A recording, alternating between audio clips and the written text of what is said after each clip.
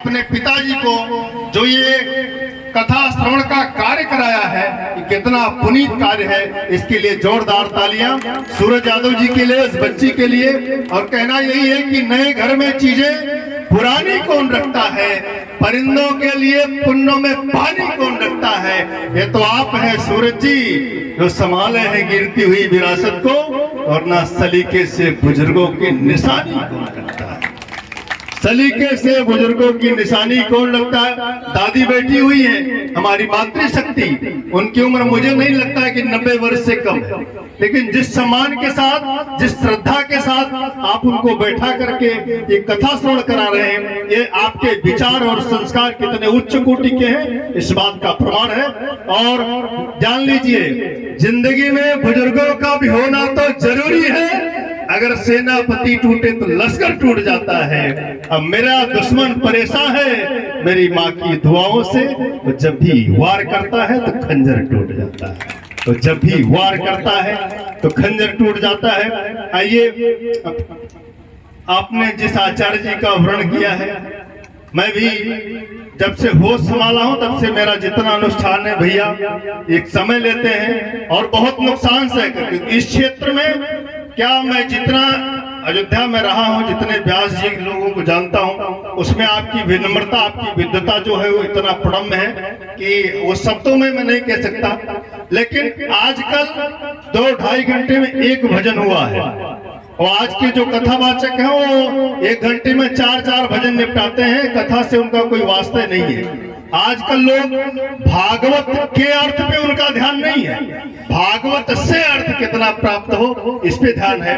और आपके अनुष्ठान से, आपके द्वारा किए गए अनुष्ठान से मैं इंटर कॉलेज में शिक्षक हूँ, वाल्मीकि इंटर कॉलेज में, और कहा जाता है, आचार्य चाणक्य ने कहा कि शिक्षक कभी साधारण नहीं होता, प्रलय और निर्माण उसकी गोद में पलते हैं। मुझे गर्व है कि मैं शिक्षक हूँ। और श्री रामचरितमानस के मंगलाचरण में गोस्वामी तुलसीदास जी लिखते हैं, वंदे बोधमयम नित्यम गुरुम शंकरम रूपिणम हेमास्त्रो ही वक्रोपी चंद्र सर्वत्र वंदते। भगवान शिव से मैंने जीने की राह मांगी थी, लेकिन उन्होंने कविता हमारे हित में ढाला में एक तरह से दे दिया। लेकिन आचार्य जी मुझे अपने क्षेत्र में बताते हुए प्रसन्नता हो रही है कि कविता ने हमें जिसके सानिध्य में, जिसके बगल में बैठने का सौभाग्य दिया है, कि मैं उसके लिए ईश्वर को धन्यवाद देता हूं कि शायद पुण्य कर्म थे मेरे जो मुझको यह दान मिला। कहने को कविता मिली मुझे, रहने को हिंदुस्तान मिला, रहने को हिंदुस्तान मिला। आइए, आपने आमंत्रित किया है तो बस यही कहता हूं कि जननी की कीर्ति पर हाथ उठे जो भी, उसे तोड़ देना अथवा मरोड़ देना चाहिए। जोड़ सकते जो हमारी भावना से नहीं, अन्य स्रोत और उन्हें मोड़ देना चाहिए। और रीत नीति जिनको हमारी है पसंद नहीं, नाता उन्हें हमसे ही तोड़ लेना चाहिए। राम जानकी से जिन्हें श्रद्धा और प्यार नहीं, उनको हमारा देश छोड़ देना चाहिए, उनको हमारा देश छोड़ देना चाहिए। धन्यवाद आचार्य जी।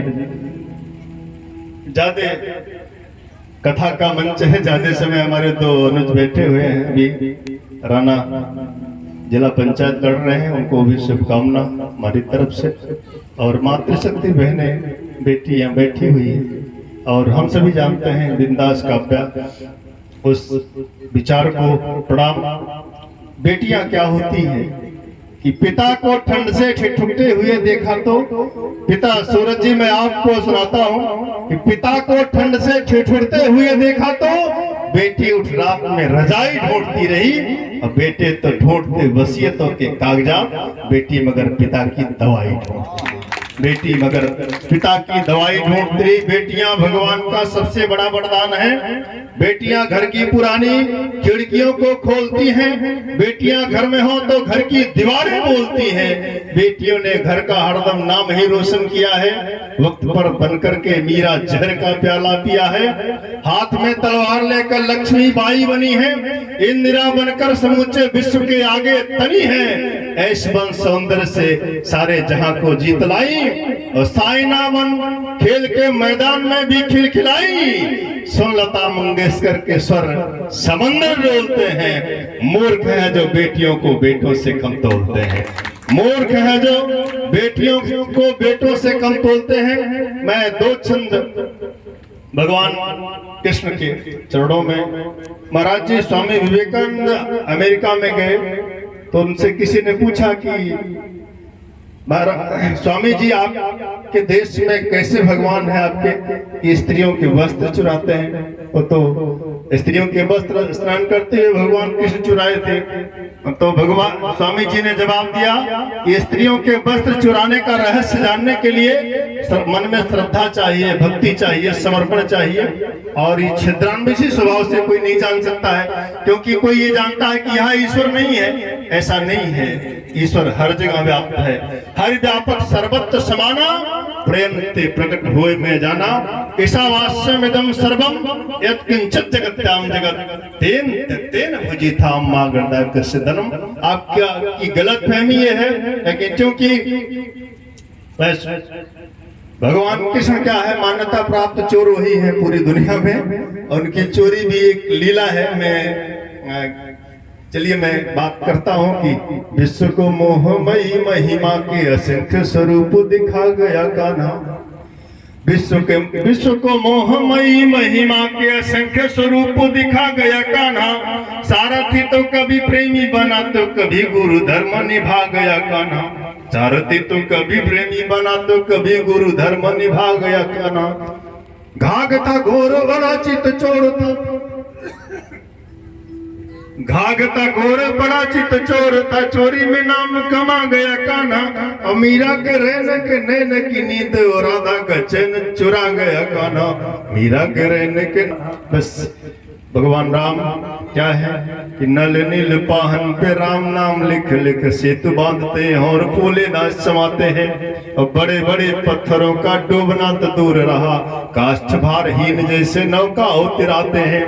देखा देखी राम ने भी कंकड़ी उठाई एक, और छोड़ते ही डूब गई बड़ा सकुचाते हैं। तभी राम भक्त हनुमान ने कहा कि नाथ आपके करों से छूट सभी डूब जाते हैं। तभी राम भक्त हनुमान ने कहा कि नाथ आपके करों से छूट सभी डूब जाते हैं। आप सभी क्षेत्रवासियों ने इतने सुंदर आयोजन के लिए, इतने अच्छे आचार्य के चयन के लिए मैं आप सभी को बधाई देता हूँ। आप इस मिट्टी को प्रणाम निवेदित करता हूँ।